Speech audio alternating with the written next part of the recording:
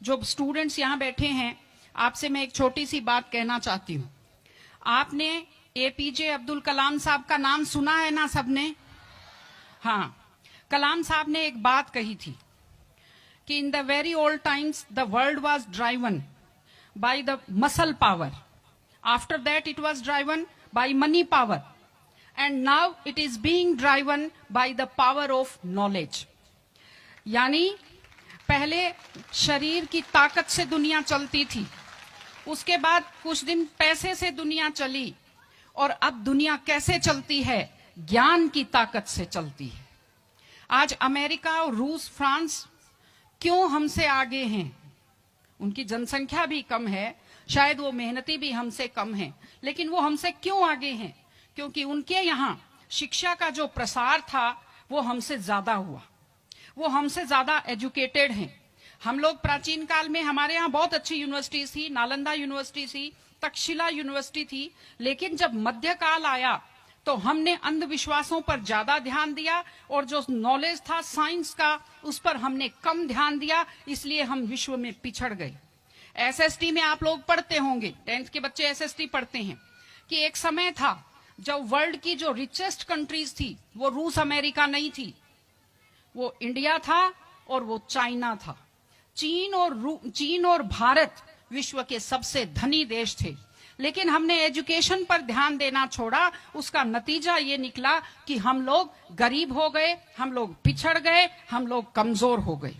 इसलिए अगर आपको खुद को ताकतवर होना है और इस देश को ताकतवर बनाना है तो आप लोग शिक्षा पर ज्यादा से ज्यादा ध्यान दीजिए।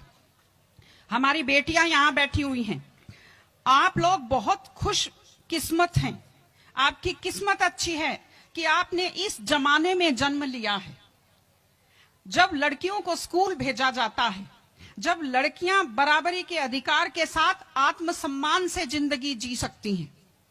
मैं अभी सोफे पर अकेली बैठी हुई थी, फिर उसके बाद शिफा जी आए और फिर उसके बाद संतोष जी आए, तो हमें जगह हमारी बढ़ती गई। मैंने कहा भाई पुरुषों सिंहासन खाली करो, महिलाएं आती हैं।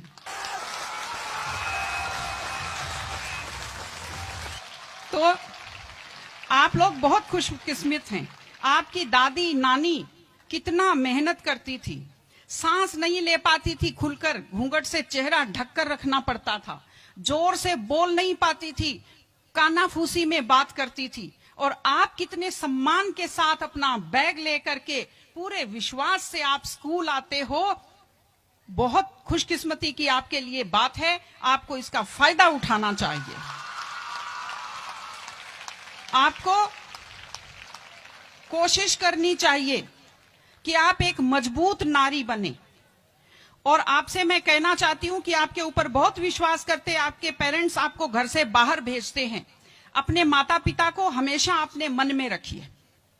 दूसरी चीज आप बच्चों से जो कहना चाहती हूँ, आजकल क्या है, पहले तो घर में बहुत सारे बच्चे होते थे, संयुक्त परिवार होता था, चलते ही कोई सिर में थप्पड़ मार देता था, बच्चों को बुरा नहीं लगता था, टीचर्स की मार खाते रहते थे, हंसते रहते थे। आजकल 1-2 बच्चे होते हैं घर में, बच्चे बहुत सेंसिटिव होते हैं। आप लोगों को जब आपके माता पिता टोकते हैं, आपके टीचर्स टोकते हैं, आपको बुरा लगता है। आपको बुरा नहीं लगना चाहिए, क्योंकि ये वो लोग हैं जो आपकी चिंता करते हैं। मैं आपको एक छोटा सा किस्सा सुनाऊंगी। एक गाय जंगल में चल रही थी, अचानक उसने देखा एक बाघ पीछे दौड़ा। गाय भी भागी जान बचाने के लिए, सामने दलदल था, वो दलदल में थोड़ा चली, वो दलदल में फंस गई। बाघ भी पीछा करता हुआ आया, वो भी दलदल में फंस गया, लेकिन गाय से थोड़ी दूरी पर था, चल नहीं पाया। तो गाय हंसी और उसने बाघ से कहा, बाघ तू तो गया, तू मरेगा। तो बाघ ने कहा, तुम क्या हंस रही हो, तुम भी तो मरोगी दलदल में। उसने कहा, मैं नहीं मरूंगी, देखना। शाम को जब मालिक ने देखा गाय नहीं आई, वो 2-4 लोगों को लेकर आया। जब देखा गाय दलदल में फंसी हुई है, वो रस्से लाया, लकड़ी लाया और गाय को निकालकर बाहर किया। तो गाय ने बाघ को कहा, बाघ तुझे कोई नहीं निकालेगा, मैंने कहा था ना, जिसको संभालने वाले होते हैं वो दलदल में फंसकर नहीं मरता। आपके जो टीचर्स हैं, आपके टीचर्स और आपके पेरेंट्स आपको संभालने वाले हैं। अगर आप उनकी बात मानेंगे, आप डांट के पीछे छुपी हुई उनकी चिंता को आप समझेंगे तो आप बुराइयों के और गलतियों के दलदल में कभी नहीं फंसेंगे।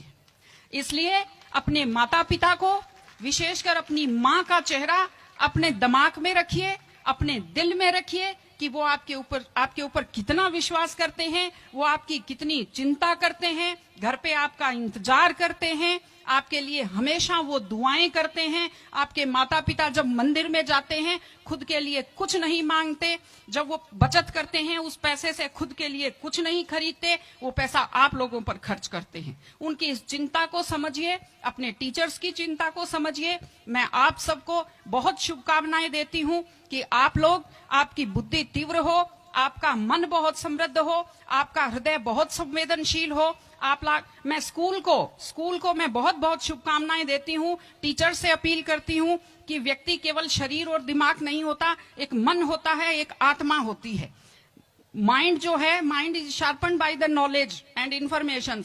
दिमाग तो तेज होता है, लेकिन बच्चों का मन समृद्ध कीजिए, उन्हें कमजोर पर दया करना सिखाइए, उन्हें परिवार के प्रति संवेदनशील बनना सिखाइए कि वो एक अच्छे संपूर्ण नागरिक बने, जिसको कहते हैं कंप्लीट पर्सनैलिटी, वैसे बने। मैं स्कूल को, आप सब बच्चों को, आपको ढेर सारी शुभकामनाएं देती हूं। आप अच्छे व्यक्तित्व बने, आप अच्छे नागरिक बने, एक मजबूत परिवार का, मजबूत देश का और एक अच्छे समाज का आप निर्माण करें। आपने बुलाया, हमें सुना, हमें सम्मान दिया, मैं हृदय से आभारी हूं। बहुत बहुत धन्यवाद। नमस्कार।